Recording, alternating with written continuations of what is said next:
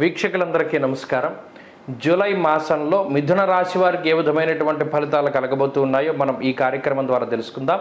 అందులో ముఖ్యంగా ఈ మాసంలో ఉన్నటువంటి గ్రహస్థితిని గమనిస్తే మిథున రాశి వారికి 13వ తారీఖు వరకు లాభస్థానమందు కుజుడు యోగిస్తూ ఉన్నారు. దశమ కేంద్రంలో ఉన్న రాహు ఈ నెలంతా కూడా అనుకూలిస్తూ ఉన్నారు. అలాగే 17వ తారీఖు వరకు జన్మ రవి దోషం ఉన్నది. 17వ తారీఖు దాటాక ఆ రవి దోషం పోతూ ఉన్నది. వ్యయస్థానమందు గురుడున్నటువంటి దోషం ఈ రాశి వారికి ఉన్నది.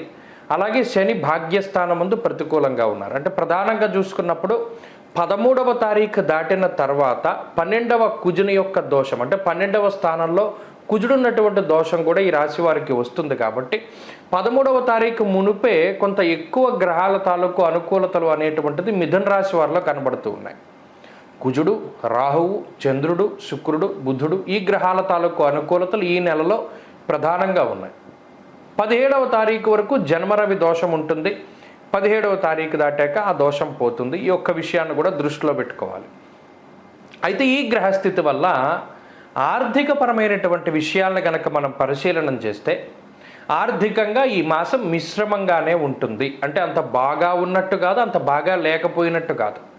ప్రత్యేకించి జన్మరాశి యందు రవిగ్రహం యొక్క సంచారం, దేహార్తి చిత్త సంతాప కాలాతిక్రమ భోజనం, వ్యయస్థానమందు కుజుడు ప్రవాసం కార్యహాని స్యాత్. ఈ కుజుడు వ్యయంలో ఉండడం, రవి జన్మరాశి లేదా 2వ రాశిలో ఉండడం, ఆ కర్తరిలో మిథున రాశి ఉండడం అనేటువంటిది ఈ మాసంలో కొంత ఆర్థికంగా ఒక చిన్నపాటి లోటుని కలిగిస్తుంది. ఈ విషయాన్ని దృష్టిలో పెట్టుకోవాలి. మిథున రాశి వారికి ఇప్పటి వరకు వచ్చేటువంటి డబ్బు చక్కగా మీకు ఉండేటువంటి ఖర్చులకు వినియోగింపబడుతూ ఉన్నది. కటాకటిగా డబ్బు వెళ్ళిపోతూ ఉన్నది. మీకు ₹1,00,000 వస్తే 1,00,000 ఖర్చు కనబడుతూ ఉన్నది. ఈ మాసంలో మాత్రం కొంత ఖర్చు అనేటువంటిది ఎక్కువగా అవ్వడం కానీ, లేదా వచ్చేటువంటి సంపాదన అనేటువంటి తక్కువగా మారడం కానీ, ఇలా ఏదైనా జరగడం వల్ల కొంత లోటు బడ్జెట్ అనేటువంటిది జూలైలో కలుగుతుంది. ఆ ఒక్క విషయం పట్ల జాగ్రత్తగా ఉండాలి. అయితే దాని గురించి ఏం చేయాలండి అంటే, ఒకటి ఖర్చు పెట్టేటప్పుడు 1-2 సార్లు ఆలోచన చేయాలి. ఇది మనకు అవసరమా, అవసరం కాదా, ఖచ్చితంగా అవసరం అనుకుంటేనే దానికి సంబంధించినటువంటి ఖర్చును మనం పెట్టాలి. అలాగే ఏదైనా ఇన్వెస్ట్మెంట్ చేసేటప్పుడు అదృష్టాన్ని నమ్ముకుని మాత్రం డబ్బు పెట్టకూడదు. అది ఇన్వెస్ట్మెంట్ అంటే అది మీ సమయమైనా, లేదా మీ తెలివితేటలైనా, లేదా డబ్బు అయినా, లేదా మరి ఏ ఇతరత్ర ఇన్వెస్ట్మెంట్ అయినా సరే అది మీకు పూర్తి స్థాయిలో అవగాహన ఉంటేనే. అదృష్టాన్ని నమ్ముకోకుండా మిమ్మల్ని మీరు నమ్ముకుని తెలివితేటల మీద నమ్ముకుని వెళితేనే ముందుకెళ్ళాలి తప్పితే, అదృష్టాన్ని నమ్ముకుని మీ సమయాన్ని కానీ, శక్తిని కానీ, డబ్బును కానీ దేని మీదైనా సరే ఇన్వెస్ట్మెంట్ చేస్తే అది ఈ నెలలో నాశనం అయిపోతుంది. అంటే పూర్తిగా పాడైపోతుంది. ఆ విషయం కరాఖండిగా చెప్పడం జరిగింది. అలాగే ఆర్థిక పరిస్థితులు ఆ విధంగా ఉన్నాయి. ఇక ఆరోగ్యానికి సంబంధించినటువంటి విషయాలు ఈ మాసంలో కొంత శరీరం అలసిపోతూ ఉంటుంది. కొంత ఎక్కువగా నలుగుతారు ప్రయాణాల పరంగా కానీ, ఆకస్మిక ప్రయాణాలు కానీ, లేదా మీరు కావాలని చేసేటువంటి ప్రయాణాలు కానీ, తీర్థయాత్రల వల్ల కానీ, ఇలా ఏదైనా సరే శరీరం ఎక్కువగా అలసిపోవడము, కాలాన్ని అతిక్రమించి భోజనం చేస్తూ ఉండడము, అలాగే ప్రతి చిన్న పని కూడా మీరే దగ్గరుండి చేయవలసి రావడం లాంటి అంశాల వల్ల కొంత శారీరక శ్రమ అనేటువంటిది ఎక్కువగా ఉంటుంది. దానివల్లే కొద్దిపాటి సమస్యలు వస్తూ ఉంటాయి. కుటుంబపరమైనటువంటి విషయాలు ఈ మాసంలో సాధారణంగా ఉన్నాయి.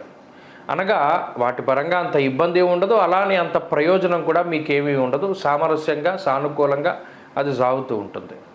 ఇక ఉద్యోగ వ్యాపారాలకి సంబంధించినటువంటి అంశాలు మిశ్రమంగా ఉన్నాయి. ఉద్యోగంలో కానీ, వ్యాపారంలో కానీ కొంత ఒత్తిడి అనేటువంటిది అధికంగా ఉంటుంది. అది పై అధికారుల వల్ల కానీ, లేదా ఇప్పుడున్నటువంటి మీ గ్రహస్థితి వల్ల ఏమవుతుందంటే మీలో మీకు ఆత్మనౌన్యతా భావం, అంటే మనల్ని ఎవరు ఏదో అన్నారు, లేదా మనల్ని ఎవరో కించపరిచారు, మనం అసలు ఇక్కడ ఉండకూడదు అనేటువంటి ఆత్మనౌన్యతా భావం అనేటువంటిది ఎక్కువగా ఉంటుంది. కాబట్టి దానికి వెళ్ళకండి.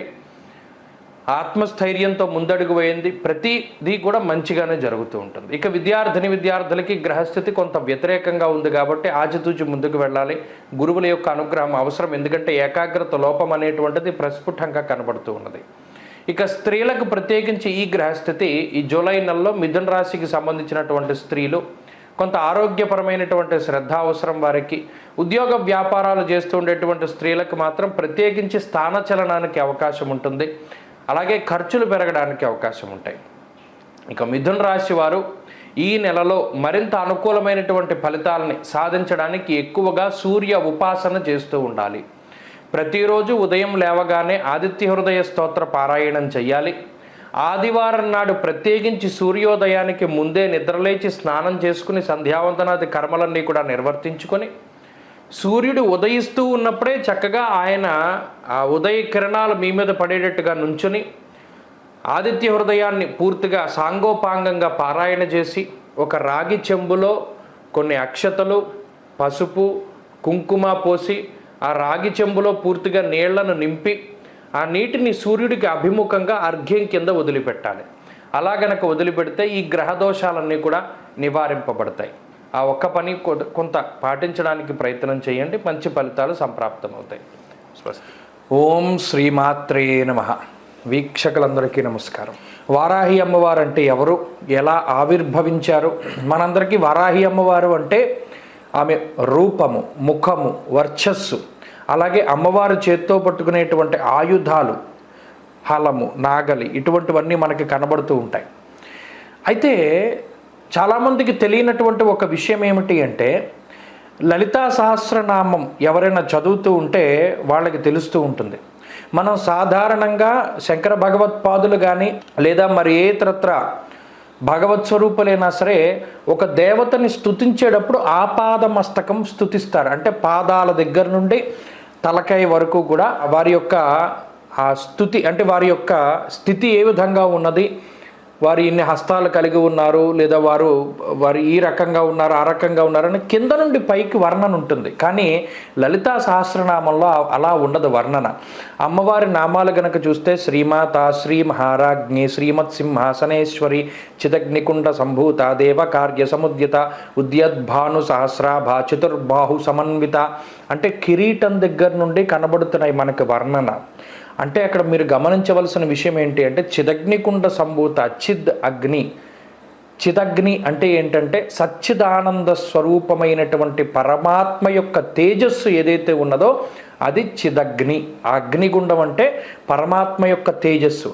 ఆ తేజస్సు నుండి ఉద్భవించినటువంటి లలితాదేవి అగ్నిగుండం నుండి పైకి వచ్చింది. పైకి వచ్చినప్పుడు మొట్టమొదటగా ఈ కిరీటము, కన్నులు, లేకపోతేనేమో కనుబొమ్మలు, ముక్కు, నోరు, ఇలా కిందకి అమ్మవారి యొక్క స్వరూపాన్ని లలితా సహస్రనామం వర్ణన చేస్తూ ఉంటుంది. అలా చేసినప్పుడు ఈ అమ్మవారు ఆవిర్భవించినప్పుడు అమ్మవారితో పాటు మరో ఇద్దరు దేవతా స్వరూపాలు కూడా చిదగ్నికుండంలోంచి బయటకు వచ్చాయి. ఒక అమ్మవారు అంటే లలితాదేవి ఆమె మధ్యలో ఉండగా ఆమె యొక్క కుడి చేతి వైపు మంత్రిని పరిసేవిత. మంత్రిని అంటే రాజ్యశ్యామలాదేవి. ఇప్పుడు మన మాతంగి అంటారు, ఉచ్చిష్ట చాండాలి అంటారు, రాజ్యశ్యామల అంటారు, మాతంగి అంటారు. ఇలా ఏ పేరు పెట్టి పిలుచుకున్నా అమ్మవారు శ్యామలాదేవి ఆమె యొక్క కుడి పక్కన, అలాగే ఇంకొక దేవత వారాహి అమ్మవారు లలితాదేవి యొక్క ఎడమ వైపుగా ఉంటారు. ఇది చిదగ్నికుండంలోంచి ఉద్భవించినటువంటి దేవతా స్వరూపాలు. ఈ ముగ్గురే సృష్టి, స్థితి, లయాలకి సంబంధించినటువంటి జ్ఞానం లేదా క్రియ, ఇచ్ఛాశక్తి, జ్ఞానశక్తి, క్రియాశక్తి. అంటే అమ్మవారి యొక్క సర్వసైన్యాధ్యక్షురాలైనటువంటి శ్యామలాదేవి, లలితాదేవి, అలాగే వారాహిదేవి. అందుకనే మీరు గమనించండి, గుప్త నవరాత్రులు లేదా అమ్మవారికి సంబంధించిన నవరాత్రులు వచ్చినప్పుడు ముఖ్యంగా శ్యామలా నవరాత్రులు వస్తాయి. అలాగే ఆశ్వీజ మాసంలో అమ్మవారి శరన్నవరాత్రులు వస్తాయి. ఆషాఢ మాసంలో గుప్త నవరాత్రులు వస్తాయి. ఈ మూడే వస్తాయి. మిగతా దశమహావిద్యలకి సంబంధించినటువంటి నవరాత్రులు ఎక్కడా కనబడవు. ఎందుకు రావు అంటే ఈ ముగ్గురు దేవతలే చిదగ్నికుండ నుండి బయటకు వచ్చినటువంటి ఇచ్ఛాశక్తి, జ్ఞానశక్తి, క్రియాశక్తి స్వరూపాలు. అందుకనే శ్యామల నవరాత్రులు ఉంటాయి, ఆశ్వీజ నవరాత్రులు ఉంటాయి, అలాగే వారాహి నవరాత్రులు ఉంటాయి.